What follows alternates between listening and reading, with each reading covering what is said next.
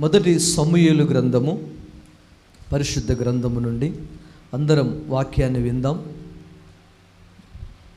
ఇక్కడనే ఉన్న వారందరూ గట్టిగా హల్లెలూయా చెప్పండి ఒకసారి. ఇక్కడ ఉన్నారమ్మ అందరూ? సరే, బయట ఉన్నవారందరూ, అంటే బయట ఉన్నవారు కాదు, మీ మనస్సు బయట ఉన్న వారందరూ కూడా హల్లెలూయా చెప్పండి ఒకసారి. అవును, స్తోత్రం, హల్లెలూయా.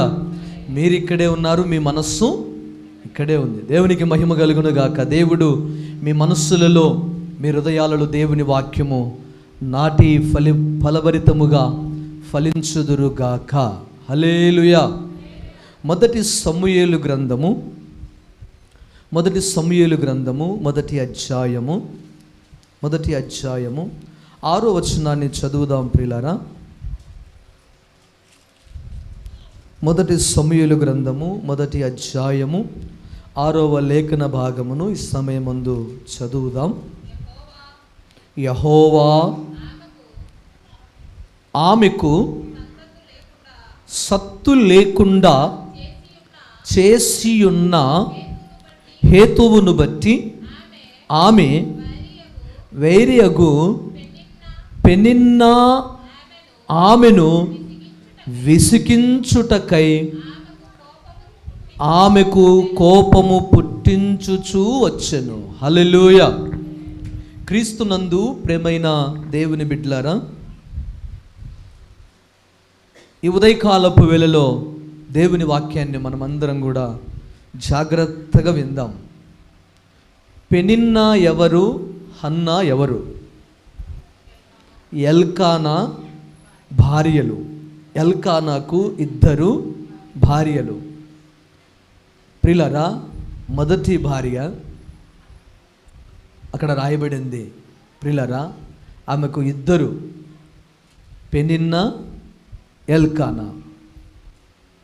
ప్రియులారా, ఎల్కానా మరి ఈ లేఖనాల్లో మనం చూస్తే హన్నా జీవితాన్ని గనక మనం గమనిస్తే ప్రియులారా, ఈ యొక్క మొదటి సమూయేలు గ్రంథం మొదటి అధ్యాయము 6వ లేఖన భాగములో ప్రియులారా బహు చక్కగా ఈ 6వ వచనములో మనకేం కనిపిస్తుందంటే, హన్నా ఆ 2వ వచనం చదివితే రాయబడింది, వీరిలో ఒక దాని పేరు హన్నా, 2వ దాని పేరు పెనిన్నా. వీరిద్దరు ఎవరు? ఎల్కానాకు భార్యలు. అయితే పెనిన్నాకు పిల్లలు కలిగారు, హన్నాకు పిల్లలు లేరు. ప్రియులారా, పెనిన్నా హన్నాను విసికిస్తూ ఉంది. ఎవరినమ్మా? పెనిన్నా హన్నాను విసికిస్తూ ఉంది. ఎందుకని? నీకు పిల్లలు లేరని, నీవు గుడ్రాలువని. ప్రియులారా, ఈ యొక్క వచనంలో మనం గమనించవలసినటువంటి సత్యం ఏంటంటే, హన్నా జీవితము విసిగిపోయిన జీవితం. హల్లెలూయా. నా ప్రియ దేవుని బిడ్డలారా, ఈరోజు ఈ వాక్యం వింటున్నటువంటి లైవ్లో ప్రియులారా, ఈ వాక్యం వింటున్నటువంటి ప్రత్యక్షంగా ప్రియులారా, బిడ్డలందరూ గమనించవలసిన విషయం ఏంటంటే, మేము పలానా విషయంలో విసిగిపోయాం, పలానా పరిస్థితిని బట్టి విసిగిపోయాం. వాస్తవమే, నీకున్న పరిస్థితిని బట్టి, నీకున్న బలహీనతను బట్టి, నీకున్నటువంటి జబ్బును బట్టి, నీకున్నటువంటి సమస్యలను బట్టి నువ్వు విసిగిపోయి ఉండొచ్చు. కానీ హన్నా ప్రియులారా భయంకరంగా విసిగిపోయింది. పెనిన్నా విసిగిస్తూ ఉంది. ఈరోజు నిన్ను నీ శత్రువులు విసిగించుండొచ్చు. ప్రియులారా, నీ పరిస్థితిలో నిన్ను విసిగించుండొచ్చు. కానీ హన్నా ఎంత విసిగిపోయిందో ప్రియులారా మనం గమనిస్తాం. విసిగిపోయి నలిగిపోయినటువంటి ఆ హన్నా జీవితంలో దేవుడు ఏం చేస్తాడమ్మా? గొప్ప కార్యం చేశాడు. హల్లెలూయా. ప్రియులారా, ఈ ఉదయకాలములో కూడా విసిగిపోయిన నీ జీవితంలో కూడా దేవుడు అద్భుతం చేయటానికి ఆయన సమర్థుడు. బలో యేసు మహారాజుకి హల్లెలూయా. హన్నా జీవితముని పెనిన్న ప్రియులారా భయంకరంగా విసిగిస్తూ ఉంది. ఆమె విసిగిస్తే విసిగిపోయింది. ఈరోజు మనం కూడా నా ప్రేమైన దేవుని బిడ్డలారా, అయ్యా నేను అనేక సంవత్సరాల నుండి ప్రార్థిస్తూ ఉన్నాను పలానా సమస్య కొరకు, అయితే నేను ప్రార్థన చేస్తూ విసిగిపోయాను, అది దేవుడు నా పట్ల కార్యం చేయడేమని. ప్రియులారా, విసిగిపోతున్నప్పుడే ఆఖరి చివరి క్షణములోనే, ఆఖరి చివరి ఘటములోనే దేవుడు నీ స్థితి మార్చడానికి సమర్థుడు. హల్లెలూయా. కారణం ఏంటంటే ఆఖరి స్థితిలో ప్రియులారా, చివరి అంచుల్లో నుండి దేవుడు నిన్ను అద్భుతం చేయడానికి ఆయన అద్భుతకరుడు, ఆలోచనకర్తగా ఈ లోకములో కన్య గర్భములో జన్మించాడు. ప్రియులారా, పెనిన్నా హన్నాను విసిగించినట్లుగా ఈ లోకములో నిన్ను ఎవరైనా విసిగించుండొచ్చు, నీ పరిస్థితులే నిన్ను విసిగించుండొచ్చు. కానీ భయపడకు, జడియకు. నీకున్న విశ్వాసాన్ని ప్రియులారా అవమానపాలు చేసుకోవద్దు. నీకున్న భక్తి జీవితాన్ని, నీకున్న ప్రార్థన జీవితాన్ని పాడు చేసుకోవద్దు. హన్నా అంత విసిగిపోయినప్పటికీ ప్రియులారా ఈమె ఏం చేస్తుందంటే 7వ వచనం చదివి ముందుకు వెళ్దాం. ఎల్కానా ఆమెకు ఏటేటా ఆ రీతిగా చేయుచు అన్నా యెహోవా మందిరమునకు పోవునప్పుడెల్లా అది ఆమెకు కోపము పుట్టించెను గనుక ఆమె భోజనము చెయ్యక ఏడ్చుచూ వచ్చును. హల్లెలూయా. ఈమె ఏటేట దేవుని సన్నిధికి వెళుతూ ఉంది. ప్రియులారా, ఈరోజు నీ జీవితం విసిగిపోయిన జీవితం ప్రియులారా, నీవు ప్రార్థన చేయక మానొద్దు. హన్నా ఏటేటా యెహోవా మందిరములోనికి వెళ్ళి ఏడ్చుతూ ఉంది. ఈరోజు దేవుని సన్నిధిలో కన్నీరు కారుస్తూ రోదన చేస్తూ ప్రభునడుగు. విసిగిపోయిన నీ జీవితం, పాడైపోయిన నీ జీవితం దేవుడు బాగు చేస్తాడు. ప్రియులారా, దేవుని మందిరానికి వచ్చి ఏదో కాలేజీకి వచ్చి పాఠశాలకు వెళ్ళిపోయినట్టుగా వస్తే ప్రయోజనం ఉండదు. ప్రియులారా, మనమే మనకు పుట్టిన పిల్లలే ఒక 10 రూపాయలు ఇవి డాడీ అది కొనుక్కోవాలంటే వాడు ఏడవాలి. అవును కదమ్మా? కళ్ళు నుంచి నీళ్లు గారేంత వరకు మనం ఇవ్వడానికి ఇష్టపడం. వాడు ఏడుస్తే అప్పుడు మనం ఇస్తాం. అంతవరకు చూద్దాం వీడు పోరు ఎంతవరకు పెడతాడో అని ఓపికతో చూస్తూ ఉంటారు. దేవుడు కూడా మన విశ్వాస పరిమాణాన్ని ఆయన గమనిస్తూ ఉంటాడు. ప్రియులారా, ఈ రీతిగా హన్నా విసిగిపోయినటువంటి జీవితం దేవుని సన్నిధిలో ఏడుస్తూ ప్రియులారా ఆమె గడుపుతూ ఉంది. అలాంటి స్థితిలో దేవుడు ఆమె గర్భాన్ని తెరిచాడు. హల్లెలూయా. అలాంటి పరిస్థితిలో ఆమె గర్భాన్ని దేవుడు ప్రియులారా తాకాడు. నిజంగా ఆమె ఆ స్థితిలో విసిగిపోయి ఆమె అనుకున్న పరిస్థితి ఏంటనంటే, ఒకవేళ ఆమె అన్యురాలైంటే, దేవుణ్ణి ఎరగదైందంటే నేను చచ్చిపోవటమే మేలు అని అనుకునేది. కానీ హన్నా దేవుని సన్నిధికి వెళ్ళి ఏడుస్తూ ఉంది, వాళ్ళ తండ్రికి చెప్తూ ఉంది. హల్లెలూయా. ఈరోజు నీవు ఏ స్థితిలో విసిగిపోయావో నీ తండ్రి అయిన దేవునికి చెప్పు. అందుకోసమే ప్రియులారా ఈ ఉదయకాలపు ఆరాధనలో హన్నా దేవుని సన్నిధిలో ఏడుస్తూ విసిగిపోయిన జీవితాన్ని దేవుని సన్నిధిలో విలిపిస్తూ ఉంది. నా ప్రేమైన దేవుని బిడ్డలారా, ఈరోజు మనమందరినీ కూడా దేవుని మాటలు వింటున్నప్పుడు మనం ఏ పరిస్థితుల్లో విసిగిపోయామో మనకు బాగా తెలుసు. దేవుడు అన్ని చూస్తూ ఉన్నాడు. ప్రియులారా, ఒక మాట మీ ముందు ఉంచాలని ఆశిస్తూ ఉన్నాను. ప్రియులారా, అబ్రహాము కుమారుడైనటువంటి ఇస్సాకు, అబ్రహాము కుమారుడు ఇస్సాకు. ఇస్సాకు కుమారులు 2. ఎవరెవరు? ఏశావు, యాకోబు. ప్రియులారా, యాకోబు తన తల్లిదండ్రులు చెప్పిన అమ్మాయిని పెళ్లి చేసుకుని 14 సంవత్సరాలు కొంత బాధపడిన, వెట్టి చాకరీ చేసిన, ప్రియులారా అన్నను మోసగించి జ్యేష్ఠత్వాన్ని దొంగిలించిన తన మేనమామ లాబాను ఇంటిలో గొర్రెలు కాస్తూ, ప్రియులారా, ఇస్సాకు రెబెకా తల్లిదండ్రులు చెప్పినట్టుగా యాకోబు వివాహం చేసుకున్నాడు. కానీ ఏశావు, ప్రియులారా, ఏశావు ఎవరమ్మా? యాకోబు అన్న, అబ్రహాముకు మనుమడు. ప్రియులారా, అబ్రహాము మనుమడైనటువంటి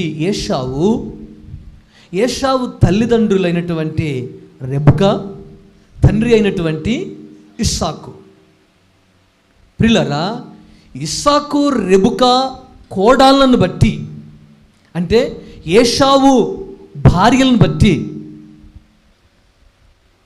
ఏశావు తల్లిదండ్రులు, ఏశావు భార్యలను బట్టి అత్త మామ విసిగిపోయారు.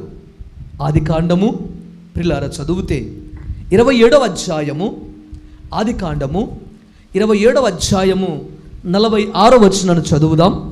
ఆదికాండము 27వ అధ్యాయము 46వ వచనాన్ని చదువుదాం ప్రియులారా. మరియు రెబెకా ఇస్సాకుతో, బాగా వినండి, రెబెకా అంటుంది భార్య, అత్త అంటుంది మామయ్యతో, ఏమంటుందంటే, అత్త ఎవరు ఇక్కడ? రెబెకా. మామ ఎవరు? ఇస్సాకు. ప్రియులారా, అత్తమ్మ వెళ్ళి మామయ్యతో చెప్తా ఉంది. ఏం చెప్తుందో చదువుదాం. హేతు కుమార్తెల వలన నా ప్రాణము విసికినది. హల్లెలూయా, హల్లెలూయా. క్రీస్తునందు ప్రేమైన దేవుని బిడ్డలారా, రెబెకా తన భర్త అయినటువంటి ఇస్సాకుతో అంటుంది, ఏమండి ఈ హేతు కుమార్తెల బట్టి ఇదిగో నా ప్రాణము విసిగిపోయింది. ప్రియా సహోదరి, సహోదరుడా, ఉదయకాలపు వేళలో నీ కోడళ్ళను బట్టి పిల్లరా విసిగిపోయావా? నీ పిల్లలను చేష్టాల బట్టి విసిగిపోయావా? నీ ఆర్థిక పరిస్థితిని బట్టి విసిగిపోయావా? నీకున్న రోగమును బట్టి విసిగిపోయావా? ఇక్కడ రెబెకా, ప్రియులారా, ఏశావు అంటాడు, నిజంగా హేతు కుమార్తెల బట్టి నా ప్రాణము విసిగినది. ఎవరి ప్రాణమమ్మా? రెబెకా ప్రాణం విసిగిపోయింది. ఇక్కడ తమ్ముడు యాకోబు ఉన్నాడు. ఏమ్మా? తమ్ముడు యాకోబు ఉన్నాడు. ప్రియులారా, రెబెకాకు ఇస్సాకు ఎంతమంది కుమారులు, ఎంతమంది కోడళ్ళు? ఏమ్మా? ఎంతమంది అబ్రహాము యాకోబుకు భార్యలు? నలుగురు భార్యలు. నలుగురికి ఎంతమంది సంతానం? 12 మంది. ఆ 12 మందికి 70 మంది. దేవునికి స్తోత్రం కలుగును గాక. ఎంతమంది అమ్మా? యాకోబుకు కుమారులు, కుమార్తె దీనా, మనవరాళ్ళు. అంటే దీనా పక్కన పెట్టాలి, దీనా సంబంధించింది కాదు, దీనా ఈ జాబితాలోకి రాదు. ఆడపిల్లల సంతతి, ఆడపిల్ల సంతానం ఈ లెక్కలోకి, జాబితాలోనికి రారు. అబ్రహాముకు మరి కుమారుడు ఇస్సాకు కుమారుడు యాకోబుకు, ప్రియులారా, 12 మంది కుమారులు, 12 మంది. నిజంగా మనం గమనిస్తే ఆ 12 మంది నిజంగా మనమనులు, మనవరాన్లు, మునిమనుమనులు లెక్కేసుకుంటే నిర్గమకాండము 1వ అధ్యాయము ప్రియులారా రాయబడింది 70 మంది. దేవునికి స్తోత్రం కలుగును గాక. హల్లెలూయా. ఎంతమంది అమ్మా? 70 మంది. చదువుదాం. నిర్గమకాండం 1వ అధ్యాయము 4వ వచనం. నిర్గమకాండం 1వ అధ్యాయము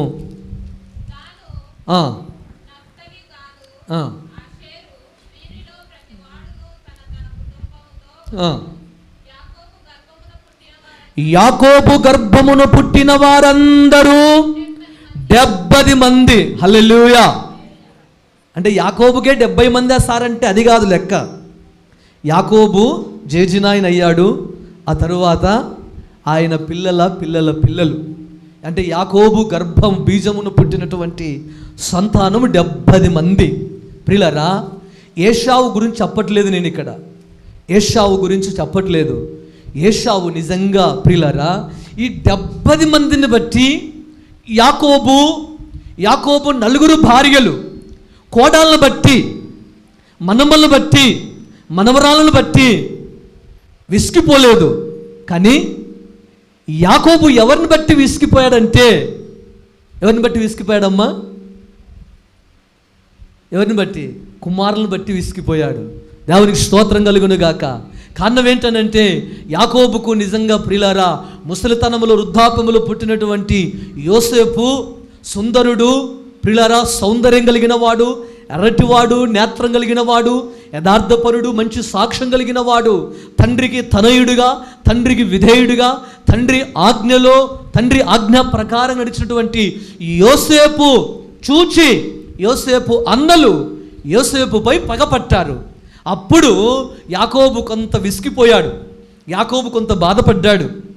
అయితే ఇక్కడ మనం గమనించవలసిన సత్యం ఏంటంటే, నా ప్రియమైన దేవుని బిడ్డలారా, ఈ రెబెకా ఇస్సాకు ప్రియులారా ఏశావు భార్యలను బట్టి, అంటే వారి కోడాలను బట్టి ప్రియులారా, హేతు కుమార్తెలను నా ప్రాణం విసిగించినది, ఈ దేశస్తురాళ్లను హేతు కుమార్తెలలో వీరి వంటి ఒక దానిని యాకోబు పెళ్లి చేసుకుని ఎడల నా బ్రతుకును నాకేమి ప్రయోజనమై ఉండును. దేవునికి స్తోత్రం కలుగును గాక. ఏమయ్యా బావా ఏశావు, ఏమ్మా ఇక్కడ అదే నా ప్రేమైన దేవుని బిడ్డలారా, ఏశావు పరిస్థితి, రెబెకా పరిస్థితి భయంకరమైనటువంటిది. నిజంగా వీరి యొక్క వైవాహ జీవితం చాలా ప్రాముఖ్యమైనది. ప్రతి ప్రధాన కార్యములో వీరిని సద్బోధించకుండగా ఆ ప్రధానం ఎంగేజ్మెంటు కానే కాదు. కానీ ప్రియులారా, వీరికి పుట్టినటువంటి ఈ ఇద్దరి కుమారులు యాకోబు నిజంగా ఇశ్రాయేలుగా దీవించబడ్డాడు, ఆశీర్వదించబడ్డాడు. ప్రియులారా, ఏశావు నిజంగా ఎవరినైతే చేసుకొద్దురా అని ఏశావు ఇష్టపడి చేసుకొని నిజంగా తన తల్లిదండ్రులకు తన ప్రాణం విసిగిపోయేటట్టుగా ఏశావు భార్యలు ప్రియులారా తమ అత్తను తమ మామను అయినటువంటి రెబెకాను ఇస్సాకును వారి ప్రాణం విసిగేటట్టుగా వారు చేసినట్లుగా మనం చూస్తూ ఉన్నాం. నా ప్రియమైన దేవుని బిడ్డలారా, ఈ కోయలో మనం ఆలోచిస్తున్నప్పుడు నా ప్రియమైన దేవుని ప్రజలారా, ఉదయకాల వేళలో నా జీవితంలో కూడా మరి నిన్ను ఎవరైనా విసిగించినా ప్రియులారా నిజంగా మనం ఏం చేయాలంటే ప్రార్థన చేయాలి. ఈరోజు కొన్నిసార్లు మన జీవితం మనకే విసుకొస్తుంది ప్రియులారా, మనకే అసహాయింపు వస్తుంది. కానీ దైవ గ్రంథములో మనం చూస్తున్నప్పుడు రెబెకా ప్రియులారా ఏశావుతో అంటుంది, ఏమండి ఈ హేతు కుమార్తెలను బట్టి నా ప్రాణం విసిగిపోయింది. ఈరోజు మనం అంటాం, అయ్యా నాకు ఇచ్చిన పిల్లలు బట్టి నేను విసిగిపోయానయ్యా. ఏం పిల్లలో అవునా కదమ్మా? నా ప్రియమైన దేవుని బిడ్డలారా, నువ్వు విసిగిపోవలసిన అవసరం లేదు. దేవుడు చెప్తున్నాడు. ఆదికాండములో మనం చదివితే 25వ అధ్యాయం 22వ వచనం చదివితే, ఆదికాండములో ఈమె ప్రారంభములోనే ప్రియులారా గర్భమున పుట్టినప్పుడే విసిగిపోయింది ఈమె. ఎవరు? రెబెకా గర్భవతి. భయంకరంగా వాళ్ళిద్దరూ తన్నుకుంటున్నారు గర్భములోనే. ఈరోజు పిల్లలు ఒకరికొకరు తన్నుకుంటే, ఒకరికొకరు పోట్లాడుకుంటే తల్లిదండ్రులు విసుకుని రే ఇప్పుడే ఎందుకురా ఆ గొడవలని చెప్పేటువంటి స్థితిలో కూడా లేనటువంటి తల్లిదండ్రులు భూమి మీద ఎందరో ఉన్నారు. కానీ ప్రియులారా రెబెకా ఇస్సాకు నిజంగా రెబెకా గర్భవతి అయినప్పుడే భయంకరమైనటువంటి బాధను అనుభవిస్తున్నది. ఆదికాండం 25వ అధ్యాయం 22వ వచనం చదివితే రాయబడింది, ఆమె గర్భములో శిశువులు ఒకనితో ఒకడు పెనుగులాడిరి గనుక ఆమె ఇలాగైతే నేను బ్రతుకుట ఎందుకని అనుకొని ఈ విషయమై యెహోవాను అడగ వెళ్ళెను. హల్లెలూయా. ప్రియులారా, ఈమె గర్భములో ఇద్దరు కుమారులు తన్నుకుంటున్నారు, పోట్లాడుకుంటున్నారు. ఎవరెవరమ్మా చెప్పాలి? ఎవరెవరు? యాకోబు, ఏశావు. ఎక్కడ తన్నుకుంటున్నారు? గర్భములో ఉన్నప్పుడు తన్నుకుంటున్నారు ప్రియులారా. మరి భూమి మీదకి వచ్చిన తర్వాత ఎందుకు తన్నుకోరు? భయంకరంగా తన్నుకునేటువంటి అన్నదమ్ములను మనం చూడక మానం. ప్రియులారా, ఈ ఇద్దరు కూడా రెబెకా గర్భములో ఉన్నప్పుడే ఏశావు యాకోబులు ఇద్దరు కవలలు ఆ తల్లి గర్భములో ఉన్నప్పుడు ఒకరిని ఒకరు పెనుగులాడుకుంటున్నారు. నందును బట్టి ఈమె విసిగిపోయి, ఇట్లయితే నేను చచ్చిపోతాను, ఇలాగైతే నేను బ్రతకనని చెప్పి ఏం చేస్తావమ్మా? ఈ లోకములో అన్నదమ్ములు కొట్లాడితే ఏం చేస్తాం? ఇలాగైతే నన్ను బ్రతకనివ్వరని చెప్పి తల్లిదండ్రులు ఎక్కడికి వెళ్తారు? ఎక్కడికి వెళ్తారమ్మా? Police station. అవునా కదా? దేవునికి మహిమ కలుగును గాక. కానీ ఈవిడ ఏం చేసింది తెలుసా? ఏమేం చేసింది తెలుసా? ఏసఐ గడికి వెళ్ళింది. ఏసఐ అంటే ఎస్ఐ కాదు, ఎస్ఐ సిఐ కానిస్టేబుల్ డిఎస్పి కాదు, ఏసయ్య. ఎవరమ్మా? ఏసయ్య దగ్గరికి వెళ్ళింది. బలో యేసు మహారాజుకే హల్లెలూయా. ప్రియులారా, నువ్వు దేవునికి చెప్పు.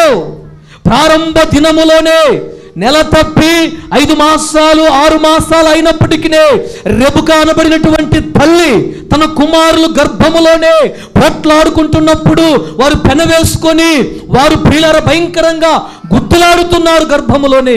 అలాంటి జీవితాన్ని జీవిస్తున్నటువంటి తల్లి అయిన రెబెకా విసిగిపోయి ఇక నేను చనిపోతానని చెప్పి దేవుని దగ్గరికి వచ్చి ప్రార్థించినప్పుడు దేవుడు ఏం చెప్పాడు తెలుసా? అమ్మా, నీ గర్భమున 2 జనపదములు ఉన్నవి అని ప్రభు చెప్తాడు. దేవుని స్తోత్రం కలుగును గాక. హల్లెలూయా. నా ప్రియ దేవుని బిడ్డలారా, మీ పిల్లల్ని బట్టి విసిగిపోయావా? నీ కోడళ్ళని బట్టి విసిగిపోయావా? నీ అత్తమామను బట్టి విసిగిపోయావా? నీకున్న రోగాన్ని బట్టి విసిగిపోయావా?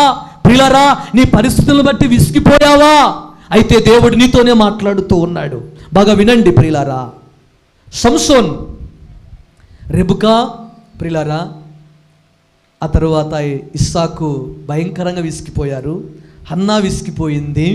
ప్రియులారా, ఇక్కడ మనం గమనిస్తే సంసోన్ ఎవరమ్మా? న్యాయాధిపతిన. సంసోన్ ఎవరు? ఇశ్రాయేలుకు న్యాయాధిపతి. ఎలాంటి వాడు? గర్భమున పుట్టకమునుపే ఈమె తల్లి పొలములో కట్టెలు వేరుకుంటుంటే దేవదూత వచ్చి, అమ్మా నీకు కుమారుడు పుట్టబోతున్నాడు అని దేవదూతనే వచ్చి చెప్పింది. అతడు నాజీరు చేయబడడు, అతడు ఇశ్రాయేలులకు రాజుగా న్యాయాధిపతిగా పాలిస్తాడని చెప్పి. ఎవరు ఆమె తల్లి? మనోహ. ఎవరు? మనోహ. నిజంగా ప్రియులారా, ఆమెకు చెప్పింది, వెళ్ళిపోయింది. భర్త దగ్గరికి వెళ్ళిపోయింది. అయ్యా, నా దగ్గరికి ఎవరో వచ్చారు అని చెప్పినప్పుడు, ఎవరే వచ్చిందని చెప్పినప్పుడు మరొకసారి ఆయన కూడా వింటాడు ఆ స్వరం. ప్రియులారా, అలాంటి వ్యక్తి సంసోన్. నాజీరు చేయబడిన వాడు అంటే పుట్టు వెంట్రుకలు కట్ చేయని వాడు, అపవిత్రమైనది ముట్టని వాడు. ప్రియులారా, సంసోను న్యాయాధిపతి ఇశ్రాయేలులకు. సంసోను బలవంతుడు, సంసోను పరిశుద్ధుడు. ప్రియులారా, సంసోను ఫిలిష్తీయులను ఓడించిన వాడు. సంసోను గాడిద దవడ ఎముకతో 1000 మందిని ఏకతాటిగా తుత్తనీలుగా చంపినవాడు. అంతేకాదు, సంసోను ఏం చేశాడమ్మా? తోకనంటించాడు. ఏ తోక? ఏ తోకమ్మా? ఏమ్మా? ఏమ్మా రోజమ్మా వింటున్నావా? ఏ తోక? ఏమ్మా? నక్క తోక. నక్క తోక అంటించి సంసోను ఏం చేశాడు? ఫిలిష్తీయులందరినీ అంటించేశాడు. దేవునికి స్తోత్రం.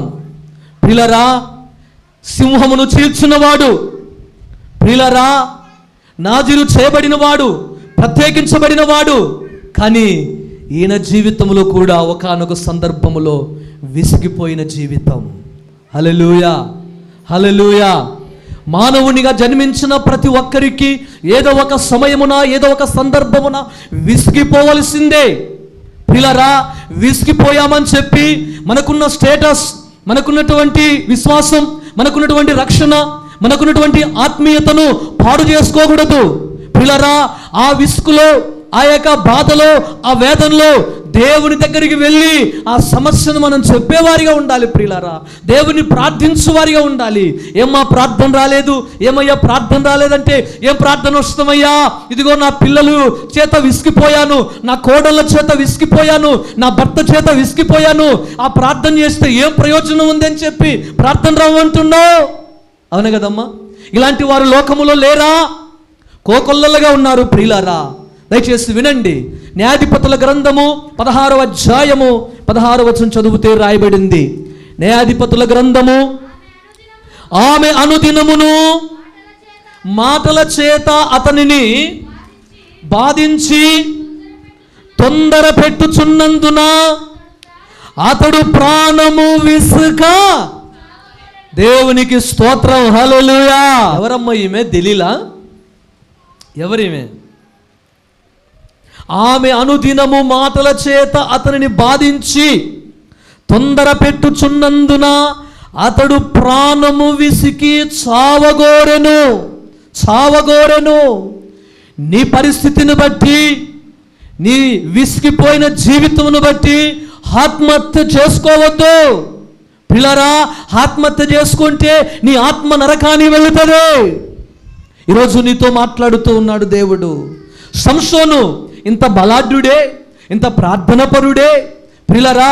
దేవుడు చెప్పుతే తన తల్లికి పుట్టినటువంటి కుమారుడు, నాజీరు చేయబడిన వాడు, ప్రత్యేకించబడిన వాడు, పరిశుద్ధుడు ప్రియులరా, ఏకతాటిగా ఫిలిష్తీయులను 1000 మందిని హతం చేసిన వాడు, దవడ ఎముక చేత ప్రియులరా ఒక్క దెబ్బకే 1000 మంది హతమైపోయారు. అక్కడ రాయబడి ఉంటుంది ప్రియులరా, 15వ అధ్యాయము 15వ వచనం 16వ వచనం చదివితే రాయబడింది, అతడు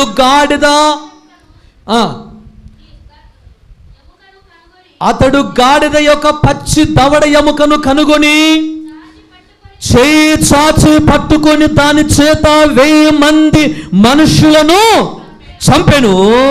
అప్పుడు సంసోను గాడిద దవడ ఎముకతో ఒక కుప్పను 2 కుప్పలను నేను చంపి ఉన్నాను. గాడిద దవడ ఎముకతో 1000 మంది నరులను చంపి ఉన్నాను. హల్లెలూయా, హల్లెలూయా. ఇలాంటి బలాఢ్యుడే, ఇలాంటి పరిశుద్ధుడే సింహాన్ని చీల్చినవాడు ప్రియులారా. ఇలాంటి సంసోను విప్పుడు కథ వేస్తాడు. ఏం కథమ్మా? విప్పుడు కథ. ఏదది? ఎవరికైనా గుర్తుందా? సంసోను చరిత్ర చెప్పాను, సంసోను కథలాగా చెప్పాను చరిత్ర. చిన్నప్పుడు అమ్మ నాన్న జేజీ అవ్వ తాత ముసలు చెప్తారు, కథ చెప్పేని అలా చెప్పాను సంసోను కథ. అవునా కదమ్మా? చాలా భయంకరంగా, చాలా బ్రహ్మాండంగా చెప్పాను అనుకుంటున్నాను నేనైతే. మరి మీకు ఎలా ఉందో అది, మరి అలా చెప్పినప్పుడు మీరు చెప్పాలి దాన్ని. అవునా కదమ్మా? దేవునికి స్తోత్రం కలుగును గాక. హల్లెలూయా, బలో యేసు రాజుకే. ప్రియులారా, ఈ సంసోను అంత బలాఢ్యుడైనప్పటికీ దెలీలా చేతిలో ప్రతి దినం ఆమె మాటల చేత విసిగిపోయాడు. ఎందుకని? ఎవరైనా చెప్తారా? ఎందుకని? సంసోను, నీ గొప్ప బలం ఎందులో ఉంది నాయనా చెప్పు. ఈ దెలీలా ఎవరు? ఈ దెలీలా ఎవరు? నా దేవునికి మహిమ కలుగును గాక. ఒక వేశ్య చేతిలో సంసోను పడిపోయాడు. సంసోను పడిపోయాడు ప్రియులారా. అందుకోసమే బైబుల్ థియాలజీ, బైబుల్ కాలేజీలో అందరికి ఒక శుక్తి ఉంటుంది. ఏంటనంటే, సిరి అంటే ధనం, స్త్రీ అంటే స్త్రీ. ఈ రెండు చాలా ప్రాముఖ్యమైనవి. సిరి అంటే ధనం, స్త్రీ అంటే స్త్రీ. పిల్లరా, సంసోను సిరి సంపదలో ఎక్కడ కూడా పడిపోలేదు. సంసోను స్త్రీ యొక్క వల్ల దెలీలా చేతిలో తన జీవితం విసిగిపోయి పతనమైపోయింది ప్రియులారా. తాను విసిగిపోయి చావగోరే పరిస్థితికి సంసోను వచ్చాడు. ప్రియ దేవుని బిడ్డ, ఉదయకాలములో ప్రియ సహోదరి సహోదరుడా, యవనస్తుడా యవనస్తురాలా, నీ గర్ల్ ఫ్రెండ్ బట్టి, నీ బాయ్ ఫ్రెండ్ బట్టి నీ జీవితం విసిగిపోతుందా? దేవునితో మాట్లాడుతున్నాడు. సంసోను జీవితం పతనమైపోయింది ప్రియులారా. ఒకరోజు సంసోను దెలీలా వల్లో పండుకున్నాడు. పండుకొని ప్రతిరోజు సంసోను వేధించేది. సంసోన్, నా మీద నీకు ప్రేమ ఉంటే, ఏమ్మా ఇదే కదా స్త్రీలకు, అవునా కదమ్మా? నా మీద నీకు ప్రేమ ఉంటే, నా మీద నీకు ఇష్టం ఉంటే కదా, ఇదిగో ఎందులో నీ బలం ఉంది చెప్పు నాకు. అని సంసోను అనేక దినాలు అనేక రోజులు గడుపుకుంటూ వచ్చాడు. కానీ పడిపోలేదు ప్రియులారా. ఆమె బహుదినము తొందర పెడుతూ ఉంది, విసిగిస్తూ ఉంది ప్రియులారా. ఆమె భయంకరంగా వేధిస్తూ ఉంది. దాన్ని బట్టి సంసోను తన ప్రాణాన్ని కాపాడుకోవాలని చెప్పి విసిగిపోయిన జీవితాన్ని బట్టి సంసోను అక్కడ అంటాడు, ఆమె అనుదినమును మాటల చేత అతన్ని బాధించి తొందర పెట్టుచున్నందున అతడు ప్రాణము విసికి చావగోరెను. హల్లెలూయా. నా ప్రియమైన దేవుని బిడ్డలారా, నిజంగా ఈ దెలీలా వేశ్య చేతిలో సంసోను పడిపోయాడు. సంసోను ప్రియులారా దెలీలా వల్ల నిద్రిస్తూ ఉన్నప్పుడు, నీ బలం ఎందులో ఉంది చెప్పు చెప్పని విసిగిస్తూ ఉంటే ఒక సమయమున సంసోను చెప్పాడు, ఎందులో ఉందంటమ్మా? తల వెంట్రుకలలో నా బలం ఉంది అని చెప్పగానే ఎవరొచ్చారు? ఫిలిష్తీయులు సర్దారు పెద్దలు వచ్చి సంసోను తాళ్ళతో కట్టి బంధించి ఎక్కడ తీసుకొచ్చారమ్మా? ఎక్కడ తీసుకొచ్చారు? గోపురం దగ్గర తీసుకొచ్చి ప్రియులారా 2 చేతులు కట్టేసి ఆ తల వెంట్రుకలను కొరిగించారు. తల వెంట్రుకలు కొరిగించారు ప్రియులారా. తల వెంట్రుకలు ఎప్పుడైతే సంసోను నుండి తొలగిపోయావో అప్పుడు దేవుని మహిమ, దేవుని ప్రత్యక్షత, దేవుని బలం తొలగిపోయింది. అప్పుడు దెలీలా అంటది, సంసోన్ నిన్ను బంధించడానికి ఫిలిష్తీయులు సర్దారు పెద్దలు వచ్చారంటే దిక్కులు లేశాడు. వేస్ట్, బలం లేదు. ఏమైందమ్మా? ఇప్పుడు ఆత్మ పోయింది. ఏమాత్మ? దేవుని ఆత్మ, దేవుని బలం, దేవుని మహిమ, దేవుని ప్రత్యక్షతను కోల్పోయాడు సంసోన్. అప్పుడు ఫిలిష్తీయులు సర్దారు పెద్దలందరూ నవ్వుతూ ఏలం చేస్తూ గుడ్లు బరుస్తారు. కళ్ళు చేతులు కట్టేసి సంసోను ప్రియులారా భయంకరంగా బంధించారు, భయంకరంగా చిత్రహింసలు పెట్టారు. సంసోను మరలా ప్రశ్చాత్తాపడి ప్రియులారా ప్రార్థన చేస్తూ ఉన్నాడు. సంసోను ప్రశ్చాత్తాపడి ప్రార్థన చేస్తూ ఉంటే మరలా సంసోను తలలో నుంచి ప్రియులారా తల వెంట్రుకలు మొలిసే కొద్దీ మరలా దేవుని ఆత్మ సంసోను మీదికి బలముగా దిగి వస్తుంది. హల్లెలూయా. నా ప్రియ దేవుని బిడ్డలారా, నీ పరిస్థితిని బట్టి విసిగిపోవద్దు. నిన్ను ఎవరైనా విసిగిస్తూ ఉంటే, నీ ప్రాణం విసుగగోరినట్లయితే, నీ ప్రాణం తీసేటట్టుగా విసిగిస్తూ ఉంటే ప్రాణహత్య చేసుకోవద్దు ప్రియులారా. దేవుని వాక్యం చెప్తుంది. యోబు 10వ అధ్యాయం 1వ వచనం చదివి ముగిద్దాం. యోబు 10వ అధ్యాయం 1వ వచనం. యోబు 10వ అధ్యాయం 1వ వచనం చదివితే రాయబడింది ప్రియులారా, నా బ్రతుకునందు నాకు, ఇందాక చెప్పాను కదా నేను, మన బ్రతుకును బట్టి మనకే విసుగు పుడుతుంది. యోబుకు అలా కలిగింది. ఎవరికమ్మా?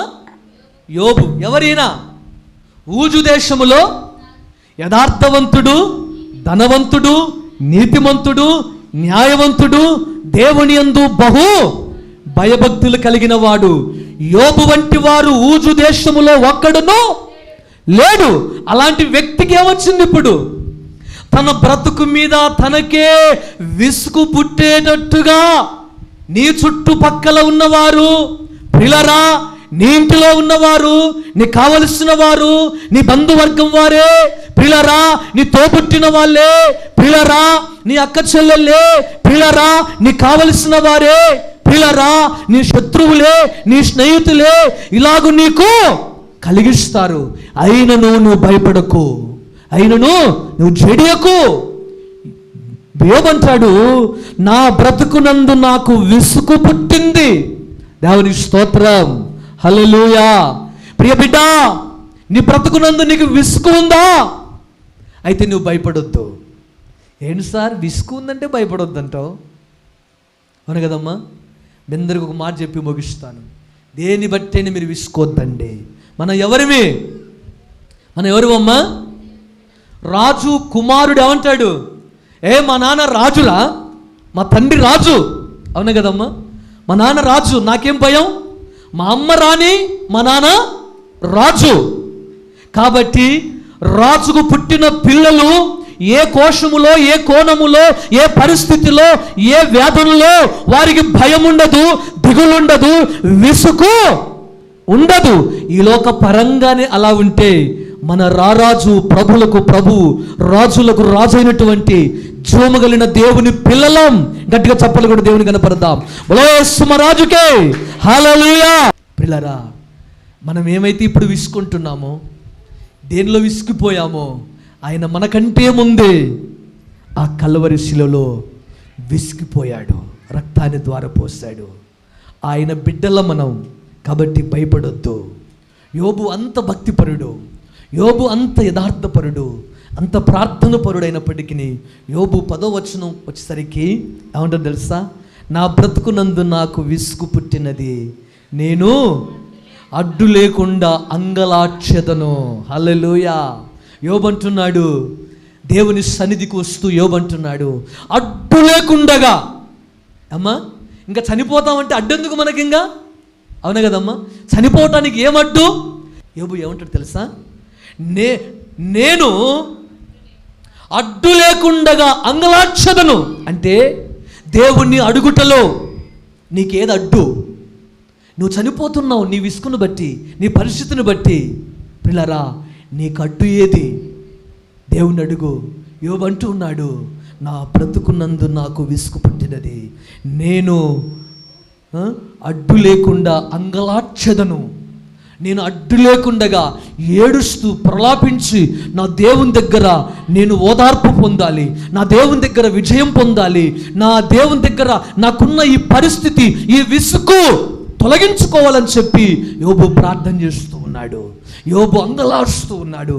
ప్రియ బిడ్డ, దేవునిపై అంగలార్చు, నీకున్న స్థితి దేవుడు తీర్చివేస్తాడు.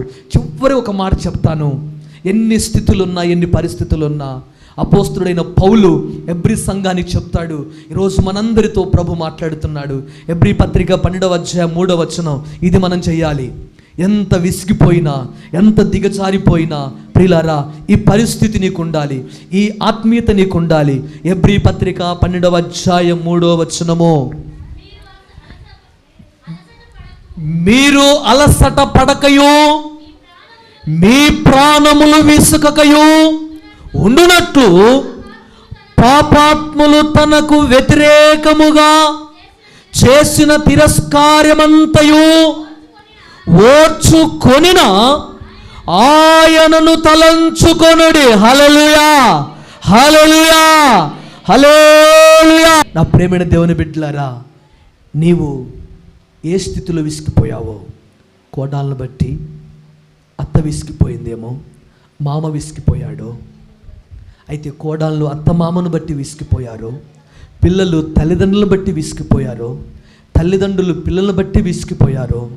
పిల్లరా, నీకున్న పరిస్థితిని బట్టి విసిగిపోయావా? నీ ప్రాణం విసిగిపోయిందా? అప్పులు ఎప్పుడు తీరుతాయి? ఈ సంవత్సరమైన మంచి దిగుబడి వస్తుందని నీ పంట సరిగ్గా పండక విసిగిపోయావా? నీ పిల్లలు ఎప్పుడు రక్షణ పొందుతారని విసిగిపోయావా? ఏ పరిస్థితిలోనైనా, ఏ వేళలోనైనా నా కుటుంబం ఎప్పుడు రక్షింపబడుతుందయ్యా, ఎన్ని రోజులని విసిగిపోయావా? నాకు ఆరోగ్యం ఎప్పుడు బాగుపడుతుందని విసిగిపోయావా? నాకు ఎప్పుడు ఉద్యోగం వస్తుందని విసిగిపోయావా? దేంట్లో విసిగిపోయినప్పటికీ నా ప్రభు అంటున్నాడు ప్రియులారా, ఎబ్రీ పత్రిక 12వ అధ్యాయం 3వ వచనం అంటాడు, మీరు అలసట పడకయో. ఏమంటమ్మా? మీరు అలసిపోవద్దండి.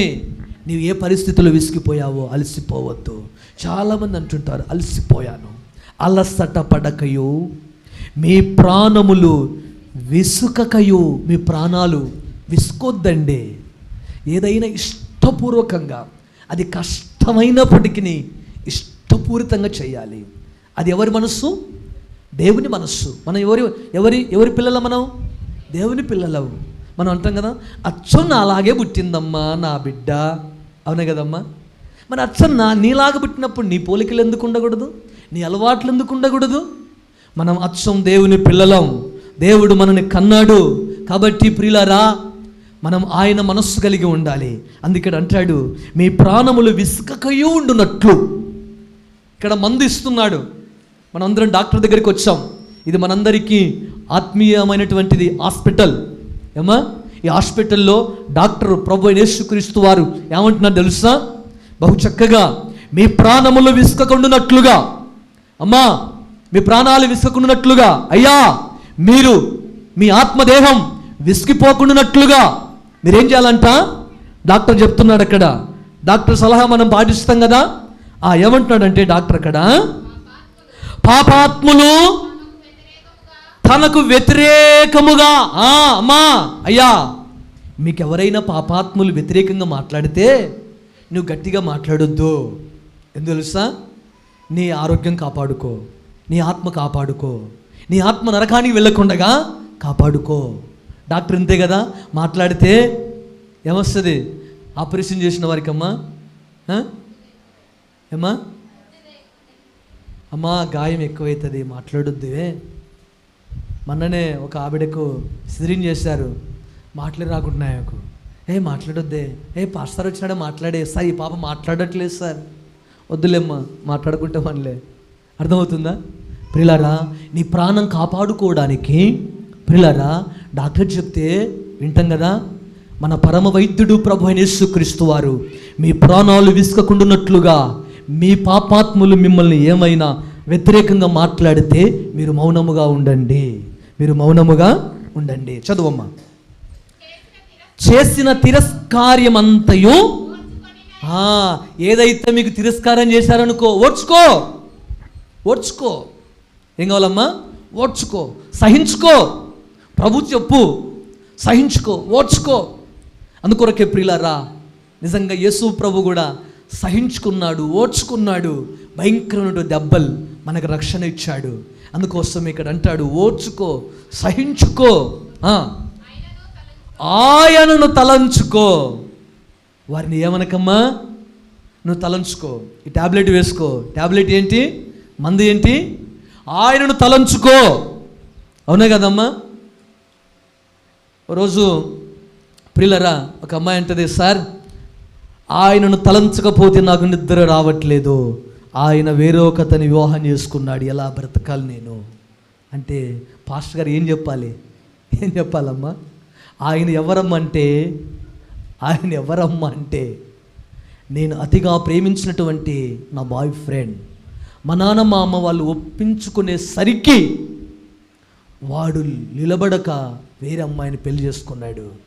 నా పరిస్థితి ఏంటన్నప్పుడు ఆయనను తలంచుకుంటేనే నా స్థితి, నా పరిస్థితి అంత తారుమారవుతుందంటే, వద్దమ్మా ఆయనను తలంచుకోవద్దు. ఆయనని జీవితములో లేనిదే మంచిది. హల్లెలూయా. ఆయనని జీవితములో లేనిదే మంచిది. నీ జీవితంలో ఎవరుండాలి? యేసయ్య ఉండాలి. హల్లెలూయా. కాబట్టి ఆయనను తలంచుకో. ప్రతి క్షణం, ప్రతి గడిగా, ప్రతి నిమిషం, ప్రతి పూట ఆయన తలంచుకో, ఆయనను వేడుకో, ఆయన శరణదొచ్చు, ఆయన పాదాలు పట్టుకో, ఆయన సన్నిధిలో మోకరించు, ప్రార్థన చేయి. ఆయనను అడిగితే ప్రియులారా నీకు నెమ్మది ఉంటుంది, ఆదరణ ఉంటుంది. నీ విసిగిపోయిన జీవితాన్ని తేజరిలా చేస్తాడు, ఆరోగ్యమునిస్తాడు, ఆవశనిస్తాడు. ఆరోగ్యమునిస్తూ నిన్ను నిత్యత్వములోనికి ప్రభు తీసుకెళ్తాడు. హల్లెలూయా. అట్టి కృప దేవుడు మనందరికీ అనుగ్రహించునుగా.